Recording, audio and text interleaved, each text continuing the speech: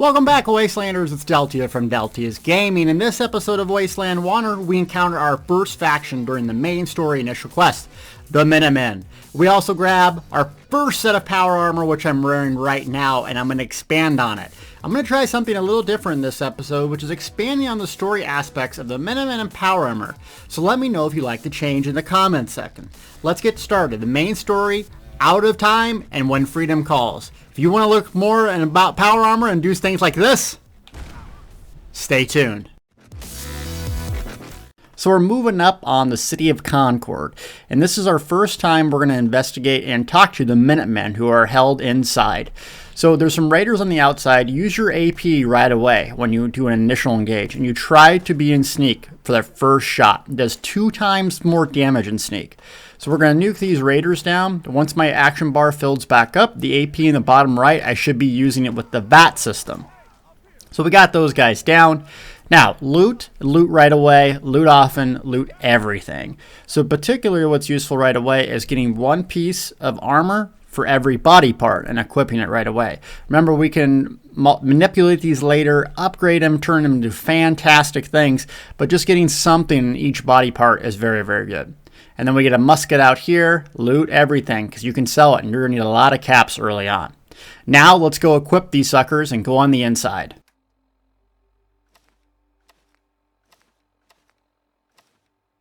Once you're on the inside, this fight's pretty easy. You'll have the raiders up top and on the bottom floor, but don't really engage them if you don't have to. What you want to do is flank around the side and come up. This is a museum, so it's pretty cool to see all these little mannequins and this speech right here. Freedom. I think the guy says teabag? Did he say teabag? Wow, weird. Even British people say it. Okay, so you come around the side. Remember, sneak, sneak, sneak, sneak. I don't do a very good job of it, but you want to be in stealth when you can. It does more damage. It's very important later on, especially if you have a high-powered sniper rifle. Once you come up and sneak behind them, get those 2 that were shooting them from the back. Bang. Action points. Yeah. Get him. Watch what happens here. Boom, and he jumps off. The physics engine is real. And then loot everything, especially if you're going to sell it. Remember, you have your dog companion, which can carry excess of stuff. So early on, everything is better. Now, during these playthroughs, I'm not going to sit there and loot everything because you don't want to see me sitting around 30 minutes checking every single death. But there is a lot of things to loot. Okay, now we're coming around the side once again. Clear the corner. There's going to be 2 people in here. I think they hear my dog. The sneak attack did not work, but we can kill him anyways. Die. Look at that mural, though, on the wall. Isn't that cool? All the detail in this game is just a beautiful game. Well, beautiful in a weird way. Anyways, come on through. Only a couple dudes left to kill, and then we are scot-free into the Minutemen. You can just kind of peek here to see where they are, but get in stealth, open the door, and ready to empty the clip into them. I probably shouldn't have used 15,000 bullets there, but you get the point. They're dead. Okay, now the Minutemen are happy. Let's go talk to them and see what they got. But first, what's this?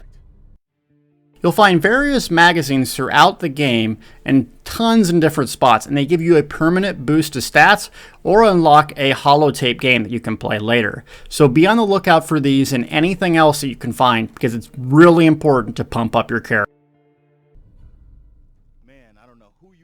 Your time is impeccable.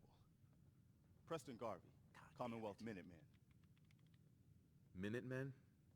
So now I'm traveling backward in time? Protect the people at a minute's notice. Here are some Minutemen quick facts for you. The Minutemen are first and foremost a grassroots organization that was almost wiped out recently.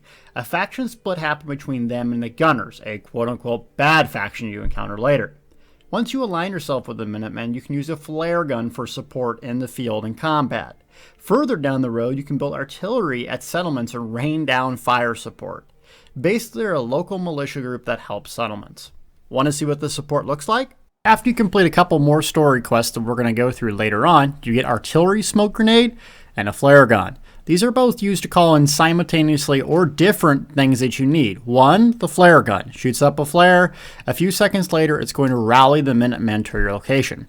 Typically, you'll see about 4 to 5 Minutemen, lightly equipped, probably the equivalent of raiders, if you would, friendlies. And they'll come and support you. Now, it takes them a minute to get summoned. You also see the artillery grenade. You throw this and you can turn into radio freedom, which will alert you to when they're going to fire their artillery. Note that the artillery can be fired from your settlements that you have built artillery around. So hypothetically, it's really good to get a bunch of settlements together and start building artillery for this exact reason. Here's our first Minutemen starting to show up, and they've already found some bad guys to go destroy. As you can see, they're not fully geared like the Brotherhood of Steel, but they are pretty good, and they will help you. And then you'll hear down the artillery, and the radio will communicate when they are firing. So they're already blowing up stuff. Good job, Minutemen. Kill stuff. And here's the artillery, raining it down. It'll take a little bit to get summoned, but once it does, it'll shoot down a few artillery shells, cleansing the area of baddies. Now we learned from Preston that we need an FC, or a fusion core. This is what powers the power armor, which we're going to talk about later. Luckily for us, there's one in the basement. Though these little mutton side chop boy can't go down and get it himself, so we're going to have to do it. And look at that outfit. It's not sexy, but hey, it's functional for now. So now we're going to leave these little tater tots and grab this, Perception Bobblehead. These are also collectibles that you can find throughout the world that permanently enhance your character. So once we go down, you'll see a little quest marker drop off the top. You're going to either have to use a bobby pin to unlock it or a terminal. Luckily for us, it's at the novice level, so we can use either. So I use the terminal because I don't have any bobby pins. After I loot, I have to loot everything, even though this isn't an alternate save. It's just in my nature. So I suck at hacking. Essentially, it's gonna display letters and or positions that are like each other. So I suck at this. But if you have a letter that has, H-E-A-R in it and it has one likeness, well, the next one has to have at least one of those characteristics in it. So it's 0 likeness. This one, I just got lucky. I usually click it. You're going to get locked out for 10 seconds if you don't get it right, so don't get too frustrated. But we got it open, and rip and grip, baby. Give me that fusion core. Now that Daddy gets the fusion core, time to go up and power her up.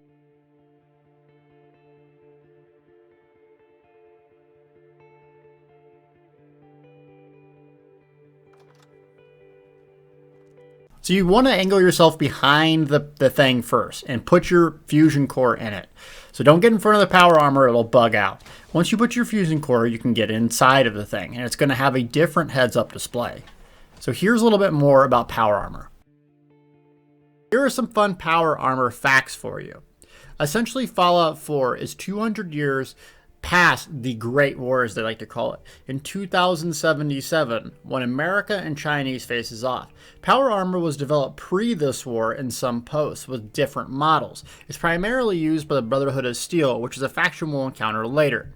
You're a walking tank infantryman, which is what I wish I would have had back in my army days. It reduces damage and radiation. Now the damage, you still will take damage to your HP, your hit points, and you can also repair your power armor if it takes damage.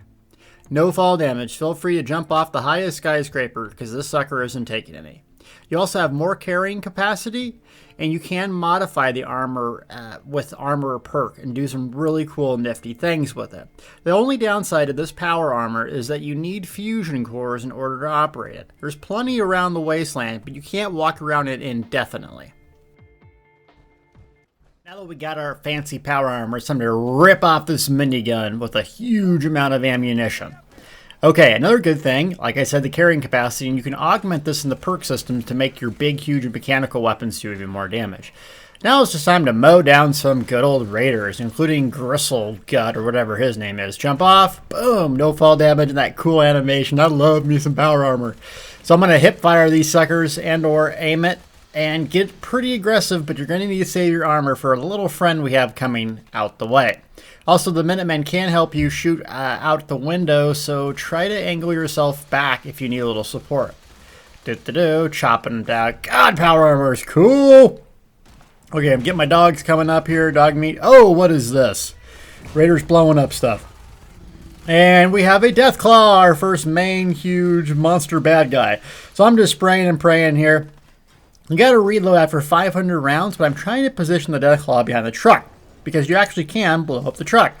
He's actually attacking the raider, so I'm going to let him do so while pumping a billion rounds into him. I'm taking a little damage from the raider. Deathclaw doesn't notice me. That's good. Yeah, don't notice the guy in the, 3,000-pound hydraulic lift suit. He's not a threat. Die, freak! Now come over here. I want to blow up the truck. It's gonna blow up. Didn't need to do any damage. My plan failed, but hey, the graphics are cool. So, oh no, he pushes me down. He destroys my leg. Hit the block button. Get up, you. Hold the button, Deltia. I'm getting nervous and I'm not even playing right now. Oh, kill him. Kill him. Spray and pray. Woo! We got him down. Now a couple more raiders down and we have completed our mission for the old Minutemen. You say that. Maybe you'll come to Sanctuary. Now we've liberated the old Minutemen, Preston wants to buddy up at Sanctuary. Okay, not a bad idea. Let's go back. Once you go back to Sanctuary, essentially you'll unlock the Minutemen faction, and you'll do some more story quest and or Minutemen quest if you want. I like to get started on the settlements, so we're going to do a Minutemen quest the next time, and it's going to be a whole lot of fun, because then we get to start building up our settlements, along with doing the main story quest, meeting more factions and more. I love the Minutemen. They are grassroots, which is exactly what this dumpy Commonwealth needs, though they're not my favorite faction. So thank you so much for watching. Next part, we're going to go over doing the first Minutemen quest and show you the basics of settlements. That's fantastic. The Minutemen could use more people like you. By the way, if you want to help out around here at all, talk to me.